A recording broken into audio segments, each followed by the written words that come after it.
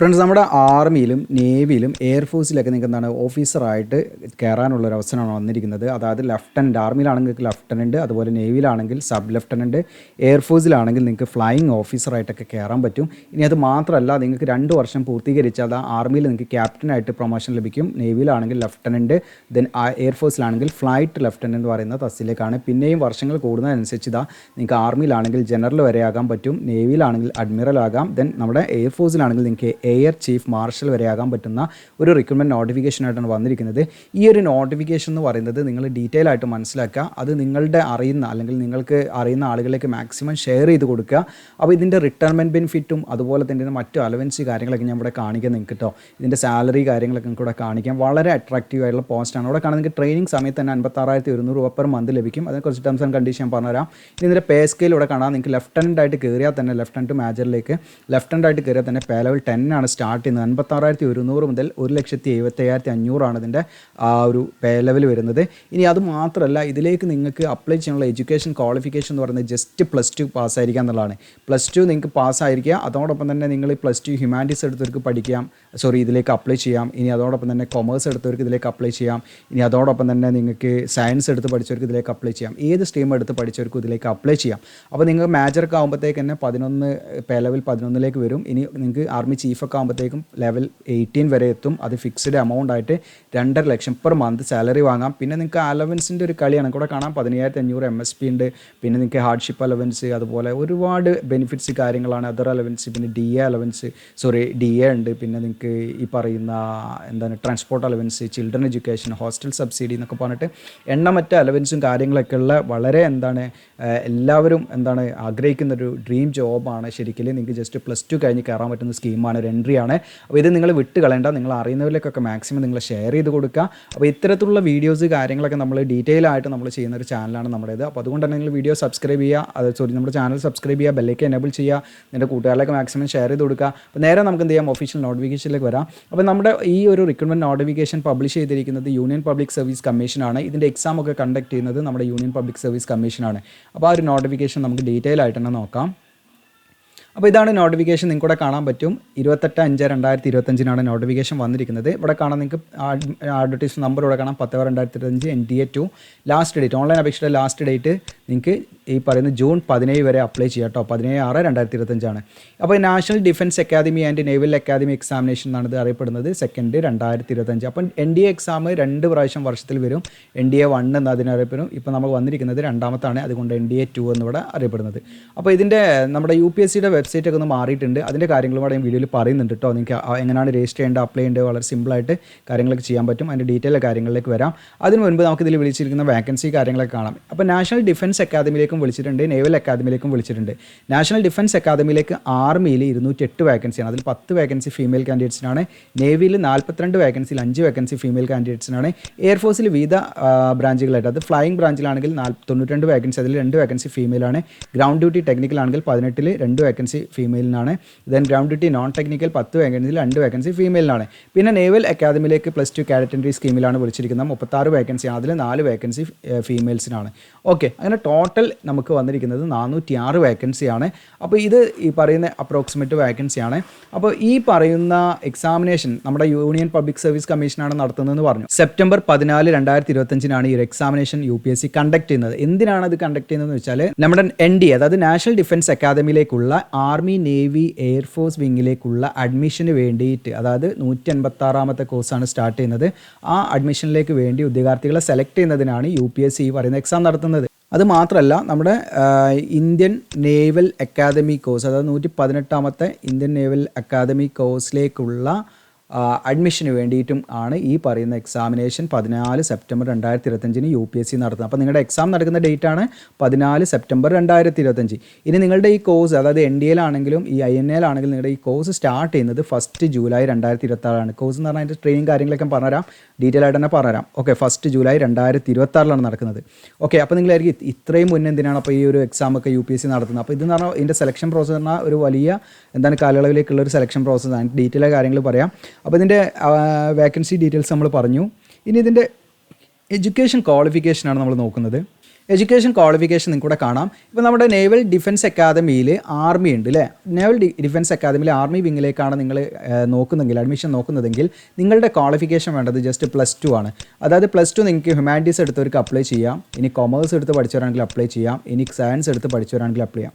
+2 നിങ്ങൾക്ക് any stream എടുത്ത് പഠിച്ചവർക്ക് ഇതിലേക്ക് അപ്ലൈ ചെയ്യാവുന്നതാണ്.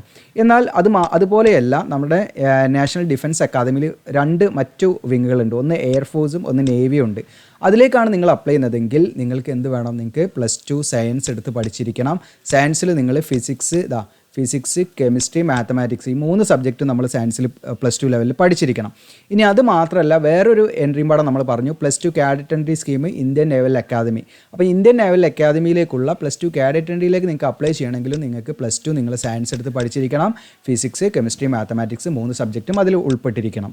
ഇനി നിങ്ങൾ +2 പഠിച്ചുകൊണ്ടിരിക്കുന്നവർക്ക് ഇതിലേക്ക് അപ്ലൈ ചെയ്യാം. +2 പഠിച്ചുകൊണ്ടിരിക്കുകയാണ്, +1 പഠിച്ചുകൊണ്ടിരിക്കുന്നവർക്ക് ഇതിലേക്ക് അപ്ലൈ ചെയ്യാൻ പറ്റില്ല കേട്ടോ. +2ലേക്ക് നിങ്ങൾ അപ്പിയർ ചെയ്തിട്ടുണ്ടെങ്കിൽ നിങ്ങൾക്ക് ഇതിലേക്ക് എന്ത് ചെയ്യാം, അപ്ലൈ ചെയ്യാൻ പറ്റും എന്നുള്ളത് പറയുന്നുണ്ട് കേട്ടോ. അപ്പോൾ നിങ്ങൾ അതിൻ്റെ സെലക്ട് ആകുന്ന സമയത്ത് ഈ പറയുന്ന ഇൻ്റർവ്യൂ ഒക്കെ SSB ഇൻ്റർവ്യൂ ഉണ്ടാകുന്ന സമയത്തൊക്കെ നിങ്ങൾ ഡോക്യുമെൻ്റൊക്കെ നിങ്ങളുടെ കയ്യിൽ വേണ്ടി വരും. അപ്പോൾ ആ കണ്ടീഷനൊക്കെ ഉണ്ട്. അപ്പോൾ അവിടെ കാണാൻ നിങ്ങൾക്ക് +1 ക്ലാസ്സിൽ എക്സാം എഴുതിയവർക്കൊന്നും ഇതിലേക്ക് അപ്ലൈ ചെയ്യാൻ പറ്റില്ല, പ്രത്യേകം ശ്രദ്ധിക്കുക.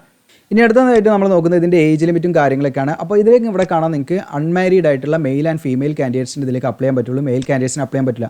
അപ്പോൾ ഇത് കണ്ട് നിങ്ങൾ പലരും ചിലപ്പോൾ നമ്മൾ എലിജിബിൾ ആയിരിക്കില്ല, പക്ഷേ നിങ്ങൾ എന്ത് ചെയ്യേണ്ട, സ്കിപ്പ് ചെയ്ത് അങ്ങനെ പോകരുത്. കാരണം എന്താണെന്ന് വെച്ചാൽ നിങ്ങൾ ഒന്നെങ്കിൽ ഇത് മുഴുവൻ കണ്ടിട്ട് അറിയുന്നവരിലേക്ക് പറഞ്ഞു കൊടുക്കുക. കാരണം ഈ ഒരു എക്സാമിനേഷനൊക്കെ നമ്മൾ അറിയേണ്ടത് ശരിക്കും ഒരു ഹൈസ്കൂൾ ലെവലൊക്കെ പഠിക്കുമ്പോൾ നമ്മൾ അറിയണം. കാരണം ഇതിൻ്റെ ഒരു ഏജ് ലിമിറ്റ് എന്ന് പറയുന്നത് അങ്ങനെയാണ് വരുന്നത്. അപ്പോൾ നമ്മളൊരു ഹൈസ്കൂൾ ലെവലിലൊക്കെ നമ്മൾ പഠിക്കുന്ന സമയത്ത് ഈ എക്സാമിനേഷനെ കുറിച്ച് മനസ്സിലാക്കി നമ്മൾ +2ലേക്ക് എത്തുമ്പോഴത്തേക്ക് അതിൻ്റെ പ്രിപ്പറേഷനൊക്കെ തുടങ്ങി വെക്കണം. എങ്കിൽ മാത്രമേ നമുക്ക് ഇതൊക്കെ ക്ലിയർ ചെയ്യാൻ പറ്റുള്ളൂ. ഇനി നമുക്ക് +2 ഇപ്പോൾ പഠിച്ചുകൊണ്ടിരിക്കുന്നവർക്കും കിട്ടിക്കഴിഞ്ഞാൽ അവരുടെ മിടുക്ക് പോലെ ഇരിക്കും അത് ക്ലിയർ ചെയ്യാന്നുള്ളത്. അപ്പോൾ നിങ്ങൾ മനസ്സിലാക്കേണ്ട കാര്യം, നമ്മൾ +1 +2 അല്ലെങ്കിൽ ഹൈസ്കൂൾ നിങ്ങൾ 8ാം ക്ലാസ് 9ാം ക്ലാസ് 10ാം ക്ലാസ്സിലൊക്കെ പഠിക്കുന്ന നിങ്ങൾ അറിയുന്നവരുണ്ടെങ്കിൽ മാക്സിമം അവരിലേക്ക് കുട്ടികളിലേക്ക് നിങ്ങൾ എത്തിച്ചു കൊടുക്കുക. കാരണം ഇതിൻ്റെ ഏജ് ലിമിറ്റ് കൂടെ കാണാൻ പറ്റും. നിങ്ങൾക്ക് 1 ജനുവരി 2007 1 ജനുവരി 2010 ഈ പറയുന്ന ഡേറ്റിലോ ഇതിൻ്റെ ഇടയിൽ എവിടെയെങ്കിലും ജനിച്ചവർക്ക് ഇതിലേക്ക് അപ്ലൈ ചെയ്യാൻ പറ്റുള്ളൂ. അതായത് 1 ജനുവരിൻ്റെ മുൻപ് 2007 മുൻപ് ജനിച്ചവർക്ക് അപ്ലൈ ചെയ്യാൻ പറ്റില്ല. പിന്നെ ഈ 1 ജനുവരി 2010 ശേഷം ജനിച്ചവർക്ക് അപ്ലൈ ചെയ്യാൻ പറ്റില്ല. ഓക്കെ, അപ്പോൾ ഈ 2 ഡേറ്റിൻ്റെയും ഇടയിൽ ജനിച്ചവർക്ക് മാത്രമേ എന്ത് ചെയ്യാൻ പറ്റുള്ളൂ, ഇതിലേക്ക് അപ്ലൈ ചെയ്യാൻ പറ്റുള്ളൂ. അപ്പോൾ ഒരു 15 to 18 എന്നൊക്കെയുള്ള ലെവലിലാണ് നമ്മൾ അതിൻ്റെ ഒരു ഏജ് ലിമിറ്റ് നമുക്ക് കണക്കാക്കുന്നത്. ഓക്കെ, അപ്പോൾ വളരെ ലിമിറ്റഡ് ഏജ് ലിമിറ്റാണ്. അപ്പോൾ ഇതിൻ്റെ ഇടയിലൊക്കെ നമ്മൾ +2 ഒക്കെ കഴിഞ്ഞ് നമ്മൾ പിന്നീട് ഇത് അറിഞ്ഞു കഴിഞ്ഞിട്ടൊന്നും നമുക്കിത് പെട്ടെന്ന് ക്ലിയർ ചെയ്യാൻ പറ്റുന്നൊരു എക്സാം അല്ല. അപ്പോൾ നമ്മളൊരു അറ്റ്ലീസ്റ്റ് ആദ്യം തന്നെ അതിനെക്കുറിച്ചൊക്കെ മനസ്സിലാക്കണം. അതുകൊണ്ടാണ് ഞാൻ പറയുന്നത് ഇത് നിങ്ങൾ മാക്സിമം അങ്ങനെയുള്ള കുട്ടികളെയൊക്കെ മാക്സിമം നിങ്ങൾ എത്തിക്കുക കേട്ടോ. ഇനി ഇതിൻ്റെ ഫിസിക്കൽ സ്റ്റാൻഡേർഡ്, ഫിസിക്കലി മെഡിക്കലൊക്കെ നമ്മൾ കംപ്ലീറ്റ് ഫിറ്റ് ആയിരിക്കണം. അതിൻ്റെ ഡീറ്റെയിൽസ് ഒക്കെ ഞാൻ പറയാം. ഇനി ഫീ ഡീറ്റെയിൽസ് ഇടേണ്ട, SC/ST ഫീമെയിൽ കാൻഡിഡേറ്റ്സിനൊന്നും യാതൊരു ഫീസും കൊടുക്കേണ്ട, ഫ്രീ ആയിട്ട് അപ്ലൈ ചെയ്യാം. മറ്റുള്ളവർക്ക് 100 രൂപ അപേക്ഷ ഫീസായിട്ട് കൊടുക്കണം കേട്ടോ. ഇനി ഇതിൻ്റെ എക്സാമിനേഷൻ സ്കീമിനെ കുറിച്ചിട്ടാണ്. നിങ്ങൾക്കിവിടെ കാണാൻ പറ്റും, ഇതിന് റിട്ടൺ എക്സാമിനേഷൻ ഉണ്ട്. അപ്പോൾ ഇവിടെ നിങ്ങൾക്ക് കാണാൻ പറ്റും ഇതിൻ്റെ സെലക്ഷൻ എന്ന് പറയുന്നത് ഇങ്ങനെയാണ്. ആദ്യം വരുന്നത് നമുക്ക് റിട്ടൺ എക്സാമിനേഷനാണ്. അത് നിങ്ങൾക്ക് മാത്തമാറ്റിക്സ് ഒരു 300 മാർക്കിനുള്ള ക്വസ്റ്റ്യൻ നിങ്ങൾ എക്സാമാണ് നടക്കുന്നത്. ജനറൽ എബിലിറ്റി ടെസ്റ്റിൽ നിങ്ങൾക്ക് 600 മാർക്കിനാണ്. അങ്ങനെ 900 മാർക്ക് നിങ്ങൾക്ക് റിട്ടൺ ടെസ്റ്റ് ഉണ്ടാവും. ഈ റിട്ടൺ ടെസ്റ്റിൽ നിങ്ങൾ സെലക്ട് ആയി കഴിഞ്ഞാൽ നിങ്ങൾക്ക് ഈ പറയുന്ന SSB ടെസ്റ്റ് അല്ലെങ്കിൽ ഇൻ്റർവ്യൂ നിങ്ങൾക്ക് പങ്കെടുക്കാം. അതിന് 900 മാർക്കാണ് നിങ്ങൾക്ക് വരുന്നത്. ഓക്കെ, അങ്ങനെ 1800 മാർക്കിൻ്റെ സെലക്ഷനാണ് ഇതിൽ വരുന്നത്. നിങ്ങൾ ആലോചിക്കണം, 1800 മാർക്കിൻ്റെ സെലക്ഷനാണ്. അപ്പോൾ 1800 മാർക്ക് എന്ന് പറയുന്നത് നമുക്കിത് ക്ലിയർ ചെയ്യാന്ന് പറയുന്നത് നമ്മൾ അത്രയും എന്ത് ചെയ്യണം, നമ്മൾ അതിനനുസരിച്ച് എഫേർട്ട് എടുത്ത് നമ്മൾ പഠിച്ച് ക്ലിയർ ചെയ്യേണ്ട ആ ഒരു എന്താണ് ഈ പറയുന്ന എക്സാമൊക്കെ കേട്ടോ. അത്രയും ലെവലിൽ നമ്മൾ പഠിക്കണം. അപ്പോൾ ഞാൻ അങ്ങനെ തളർത്താൻ വേണ്ടി പറയല്ല, നമ്മളൊരു സിമ്പിളായിട്ട് കാണണ്ട. നിങ്ങൾ പഠിക്കുന്നുണ്ടെങ്കിൽ കാര്യക്ഷമമായിട്ട് അതനുസരിച്ച് പ്രിപ്പയർ ചെയ്യുക എന്നുള്ളതാണ്. ഇനി ഇതിൻ്റെ സിലബസ് തേടി നിങ്ങൾ എവിടെയും പോകണ്ട. നിങ്ങൾക്ക് കാണാം കംപ്ലീറ്റ് മാത്തമാറ്റിക്സും എല്ലാം സിലബസ് ഇതിൽ തന്നെ കൊടുത്തിട്ടുണ്ട്, നോട്ടിഫിക്കേഷനിൽ തന്നെ കൊടുത്തിട്ടുണ്ട്. ഓക്കെ, അപ്പോൾ ഇതിൻ്റെ കംപ്ലീറ്റ് ആ ഒരു സെലക്ഷൻ എന്ന് പറയുന്നത് റിട്ടൺ എക്സാമിനേഷൻ, പിന്നെ നിങ്ങൾക്ക് അത് കഴിഞ്ഞിട്ട് SSB ഇൻ്റർവ്യൂ ആണ് ഉണ്ടായിരിക്കുക എന്നുള്ളതാണ് നിങ്ങൾ മനസ്സിലാക്കേണ്ടത്. ഓക്കെ, ഇനി ഇതിൻ്റെ ഫിസിക്കൽ സ്റ്റാൻഡേർഡിനെ കുറിച്ചിട്ടാണ്. അപ്പം ജനറൽ ആയിട്ടുള്ള സ്റ്റാൻഡേർഡ്സ് ആണ് ഇവിടെ കാണുന്നത്. നാഷണൽ ഡിഫൻസ് അക്കാദമിയിലൊക്കെ ഇപ്പോൾ ആംഡ് ഫോഴ്സിലേക്കൊക്കെ ആണെങ്കിൽ ഫീമെയിൽ കാൻഡിഡേറ്റ്സിന് 152 സെൻറ്റിമീറ്റർ ഹൈറ്റ് വേണം, മെയിൽ കാൻഡിഡേറ്റ്സ് ആണെങ്കിൽ 157 സെൻറ്റിമീറ്റർ വേണം. ഇനിയിപ്പോൾ നമ്മൾ ഈ പറയുന്ന NDAയിലേക്ക് എയർഫോഴ്സിലേക്കാണെങ്കിൽ അത് ഫ്ലൈയിങ് അതുപോലെ ഗ്രൗണ്ട് ഡ്യൂട്ടി 2 ബ്രാഞ്ചുണ്ട്. അതിൽ മെയിൽ കാൻഡിഡേറ്റ്സ് ഫ്ലൈയിങ് ബ്രാഞ്ച് ആണെങ്കിൽ 162.5 സെൻറ്റിമീറ്ററും ദെൻ ഗ്രൗണ്ട് ഡ്യൂട്ടി ആണെങ്കിൽ 157.5 സെൻറ്റിമീറ്റർ ഹൈറ്റ് വേണം. ഫീമെയിൽ ആണെങ്കിൽ ഫ്ലൈയിങ് ബ്രാഞ്ചിലേക്ക് 162.5 സെൻറ്റിമീറ്റർ ഹൈറ്റ് വേണം. അതുപോലെ തന്നെ ഗ്രൗണ്ട് ഡ്യൂട്ടി ആണെങ്കിൽ 152 സെൻറ്റിമീറ്റർ ആയിരിക്കണം എന്നുള്ളതാണ്.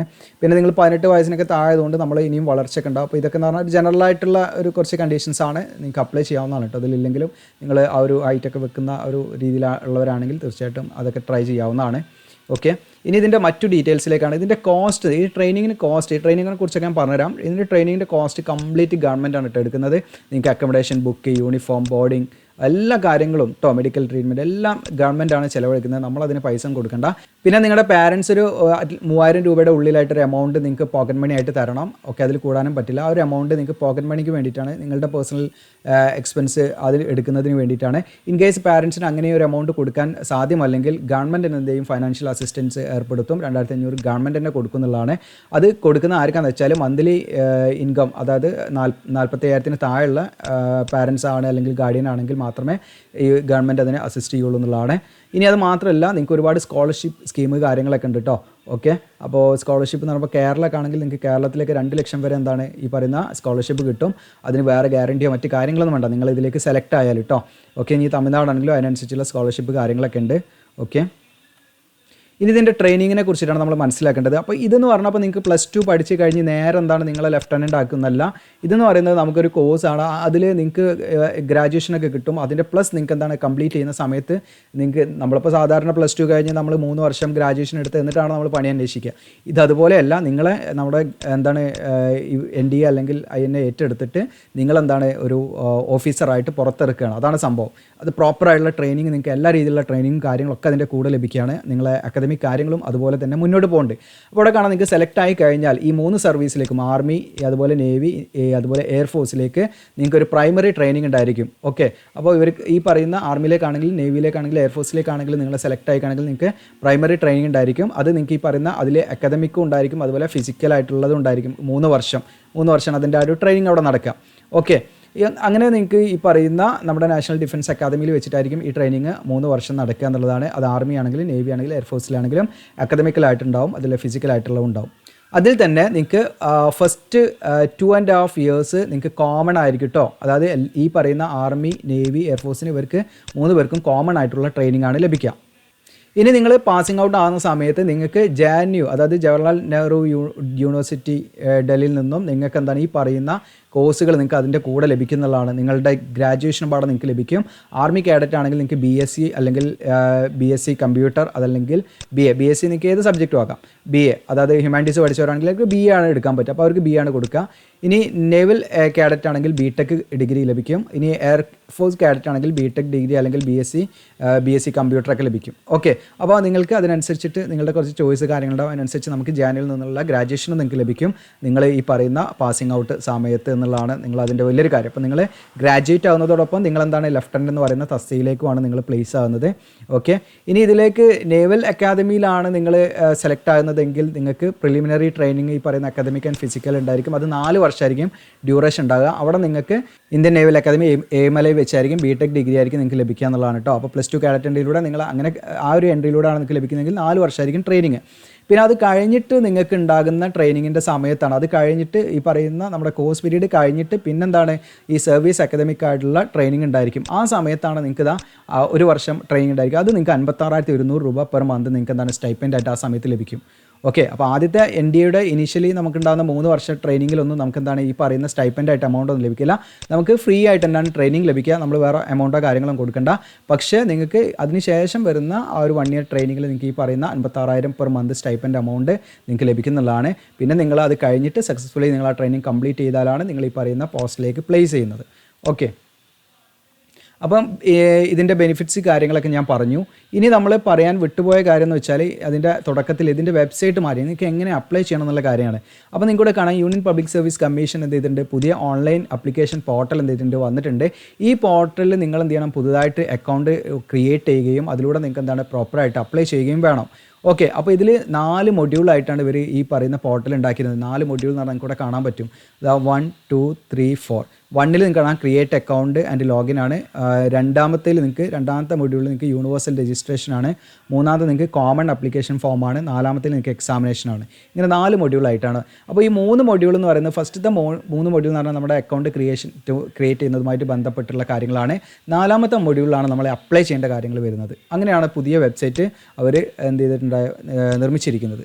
ഓക്കെ, അപ്പോൾ അതിനെക്കുറിച്ചിട്ടാണ്. ഇനി ആരൊക്കെ ഈ പുതിയ വെബ്സൈറ്റിൽ രജിസ്റ്റർ ചെയ്യണം എന്നുള്ളതാണ്. അതായത് നിങ്ങൾ മുൻപ് ഇപ്പോൾ UPSCയുടെ പഴയ വെബ്സൈറ്റിൽ നിങ്ങൾ ഓൾറെഡി 1 ടൈം രജിസ്ട്രേഷൻ ചെയ്തിട്ടുണ്ടാവും. പക്ഷേ അത് വെച്ചിട്ട് നിങ്ങൾക്ക് എന്ത് ചെയ്യാൻ പറ്റില്ല, ആ ലോഗിൻ ID വെച്ച് നിങ്ങൾക്ക് ഇതിൽ കയറാൻ പറ്റില്ല. അപ്പം മുൻപത്തെ UPSC വെബ്സൈറ്റിൻ്റെ അതിൽ നിങ്ങൾ പഴയ രജിസ്ട്രേഷൻ നമ്പറോ കാര്യമോ വെച്ച് നിങ്ങൾക്ക് ഇതിൽ ലോഗിൻ ചെയ്യാൻ പറ്റില്ല. അതുകൊണ്ട് നിങ്ങൾ എല്ലാ ഉദ്യോഗാർത്ഥികളും അത് മുൻപ് രജിസ്റ്റർ ചെയ്തവരാണെങ്കിലും ഇനി ഇതുവരെ രജിസ്റ്റർ ചെയ്തിട്ടില്ലെങ്കിലും അവരെന്ത് ചെയ്യണം, ക്രിയേറ്റ് ആൻ അക്കൗണ്ട് എന്നുള്ളത് ക്ലിക്ക് ചെയ്തിട്ട് എന്ത് ചെയ്യണം, ഇതിൽ ക്രിയേറ്റ് ചെയ്യണം. അപ്പോൾ അതിലേക്ക് കിട്ടാൻ വേണ്ടിയിട്ട് നിങ്ങൾ എന്ത് ചെയ്യണം എന്ന് വെച്ചാൽ നമ്മുടെ വീഡിയോയുടെ ഡിസ്ക്രിപ്ഷനിൽ ഞാൻ അപ്ലൈ എന്ന് പറഞ്ഞ ലിങ്ക് കൊടുത്തിട്ടുണ്ടാവും. അപ്പോൾ അതിൽ ക്ലിക്ക് ചെയ്താൽ നമ്മുടെ വെബ്സൈറ്റിലേക്കാണ് വരിക, GOCL എജുലാൻഡിൻ്റെ. അപ്പോൾ ഈ വെബ്സൈറ്റിൽ കയറി കഴിഞ്ഞാൽ നിങ്ങൾക്ക് ഇവിടെ കാണാൻ പറ്റും, താഴോട്ട് സ്ക്രോൾ ഡൗൺ ചെയ്യാൻ നിങ്ങൾ ഇവിടെ UPSC NDA സെക്കൻഡ് റിക്രൂട്ട്മെൻ്റ് ആണ് ഇവിടെ കാണാൻ പറ്റും. അത് ഓപ്പൺ ചെയ്യാം. അപ്പോൾ ഇതോടെ കണ്ടില്ല, ഇവിടെ താഴോട്ട് സ്ക്രോൾ ഡൗൺ ചെയ്യുക, ഇവിടെ എവിടെയെങ്കിലും ഉണ്ടാവും റീഡ് മോർ എന്നുള്ള ക്ലിക്ക് ചെയ്യുക. അല്ലെങ്കിൽ നിങ്ങൾക്ക് ഇത് അവിടെ സെർച്ച് ചെയ്യാം UPSC NDA എന്ന് ഇവിടെ അടിച്ചു കൊടുത്താൽ മതി. ഓക്കെ, അപ്പോൾ ഇവിടെ ജസ്റ്റ് നമ്മൾ അതിൽ ക്ലിക്ക് ചെയ്യുന്നു, ഓപ്പൺ ആക്കുന്നു, പോസ്റ്റ് ഓപ്പൺ ആക്കുന്നു. അങ്ങനെ പോസ്റ്റ് ഓപ്പൺ ആക്കുന്ന സമയത്ത് നിങ്ങൾക്ക് ഇവിടെ താഴോട്ട് സ്ക്രോൾ ഡൗൺ ചെയ്താണ് പോസ്റ്റ്, താഴോട്ട് സ്ക്രോൾ ഡൗൺ ചെയ്യുക. നിങ്ങൾ ഇവിടെ കാണാൻ നിങ്ങൾക്ക് നോട്ടിഫിക്കേഷൻ ഇവിടുന്ന് ഡൗൺലോഡ് ചെയ്യാം. ഇനി അപ്ലിക്കേഷൻ ഫോം എന്നുള്ള ക്ലിക്ക് ചെയ്യുക. നിങ്ങൾ അപ്ലിക്കേഷൻ ഫോം എന്നുള്ളത് നമ്മൾ ജസ്റ്റ് പുതിയ ടാബിലേക്ക് ഓപ്പൺ ചെയ്തു. ഇത് അവിടെ കാണാൻ പറ്റും നിങ്ങൾക്ക്. ഇതാണ് നമ്മുടെ യൂണിയൻ പബ്ലിക് സർവീസ് കമ്മീഷൻ്റെ പുതിയ റിക്രൂട്ട്മെൻറ്റ് പോർട്ടൽ. അപ്പോൾ ഇതിൽ ആദ്യമായിട്ട് വരുന്നവരാണെങ്കിൽ ക്രിയേറ്റ് അക്കൗണ്ട്. ഇനി ഞാനൊരു കാര്യം പറയാനുള്ളത്, ഇപ്പോൾ നിങ്ങൾക്ക് ഇതിലേക്ക് മെഡിക്കൽ സ്റ്റാൻഡേർഡ് എന്നൊക്കെ പറയുന്നത് ഓരോ പോസ്റ്റിനും അല്ലെങ്കിൽ ഓരോ കാറ്റഗറിക്കും ജനറലൈസ് ചെയ്ത് പല പല രീതിയിലാണ്. ഇപ്പോൾ ഐസൈറ്റൊക്കെ ആണെങ്കിൽ നിങ്ങൾക്ക് കണ്ണട വെക്കുന്നവർക്കും വെക്കാത്തവർക്കൊക്കെ അപ്ലൈ ചെയ്യാവുന്ന സ്കീമുകളുണ്ട്. അപ്പോൾ അതിനെക്കുറിച്ച് എന്തെങ്കിലും ഡൗട്ട് ഉണ്ടെങ്കിൽ നിങ്ങൾക്ക് ജസ്റ്റ് എന്നെ കണക്ട് ചെയ്യാൻ പറ്റുക. ജോബ് അപ്ഡേറ്റ്സ് എന്നുള്ള നമ്മുടെ ജോബ് അപ്ഡേറ്റ് കമ്മ്യൂണിറ്റിയിൽ ജസ്റ്റ് ജോയിൻ ചെയ്താൽ നമ്മുടെ ഒരു ടെലഗ്രാം ഗ്രൂപ്പ് അതിൽ നിങ്ങൾക്ക് ഓപ്പൺ ഗ്രൂപ്പിലേക്ക് നിങ്ങൾക്ക് ജോയിൻ ചെയ്യാൻ പറ്റും. അപ്പോൾ അതിൽ നിങ്ങൾ ചോദിച്ചു കഴിഞ്ഞാൽ അതിൻ്റെ ഡീറ്റെയിൽസ് ഞാൻ അതിൽ പറഞ്ഞുതരാം കേട്ടോ. നിങ്ങൾക്ക് എന്തെങ്കിലും കാഴ്ചക്ക് എന്തെങ്കിലും പരിമിതികളുള്ള ഉദ്യോഗാർത്ഥികളൊക്കെ പറ്റിയോ പറ്റില്ല എന്നൊക്കെ ഡൗട്ട് ഉള്ളവരാണെങ്കിൽ നിങ്ങൾക്ക് ജോബ് അപ്ഡേറ്റ്സ് കമ്മ്യൂണിറ്റിയിൽ ജോയിൻ ചെയ്യുക. അതിൽ ഓപ്പൺ ആവുന്ന ടെലഗ്രാം ഗ്രൂപ്പ് ഉണ്ട്, അതിൽ ജോയിൻ ചെയ്യുക. അപ്പം ജോയിൻ ചെയ്ത് കഴിഞ്ഞാൽ നിങ്ങൾക്ക് എന്ത് ചെയ്യാൻ പറ്റും, അതിൽ ചോദിച്ചു കഴിഞ്ഞാൽ അതിൻ്റെ റിപ്ലൈ ഞാൻ തരാം കേട്ടോ. കാരണം അതൊക്കെ പറയാൻ നിന്നാൽ നമ്മുടെ വീഡിയോ 2 മണിക്കൂറൊക്കെ പറയേണ്ടി വരും. അതിൻ്റെ മെഡിക്കൽ സ്റ്റാൻഡേർഡ് അത്രയുണ്ട്. ഓക്കെ, അപ്പോൾ നേരെ നമുക്ക് എന്ത് ചെയ്യാം, നമ്മുടെ ഇമ്പോർട്ടൻറ്റ് ലിങ്ക്സിൻ്റെ അവിടെ തന്നെ വരാം. ഇവിടെ കാണാൻ നിങ്ങൾക്ക് അപ്ലിക്കേഷൻ ഫോം നമ്മളിവിടെ എത്തി. ഓക്കെ, ഇവിടെ എത്തി ഇവിടെ കാണാൻ നിങ്ങൾക്ക് ക്രിയേറ്റ് ആൻ അക്കൗണ്ട് എന്നുള്ളതാണ് നിങ്ങൾ ആദ്യം ചെയ്യേണ്ടത്. അക്കൗണ്ട് ഇതിൽ ക്രിയേറ്റ് ചെയ്യണം. അപ്പോൾ പഴയ UPSCയുടെ വെബ്സൈറ്റിൽ നിങ്ങൾ അക്കൗണ്ട് ക്രിയേറ്റ് ചെയ്തവരാണെങ്കിൽ നിങ്ങൾ വീണ്ടും ഇവിടെ നിന്ന് ലോഗിൻ ചെയ്താൽ നിങ്ങൾക്ക് അത് ആക്സസ് ചെയ്യാൻ പറ്റില്ല. പുതുതായിട്ട് നമ്മൾ എന്ത് ചെയ്യണം, വീണ്ടും രജിസ്റ്റർ ചെയ്യണം. ഇനി നിങ്ങൾ ഇതുവരെ നിങ്ങൾ പഴയതിൽ രജിസ്റ്റർ ചെയ്തില്ല എന്ന് വെച്ചാൽ ഒരു പ്രശ്നവുമില്ല, നിങ്ങൾക്ക് എപ്പം വേണമെങ്കിലും ഇത് എന്ത് ചെയ്യാം, അക്കൗണ്ട് ക്രിയേറ്റ് ചെയ്യാൻ പറ്റും.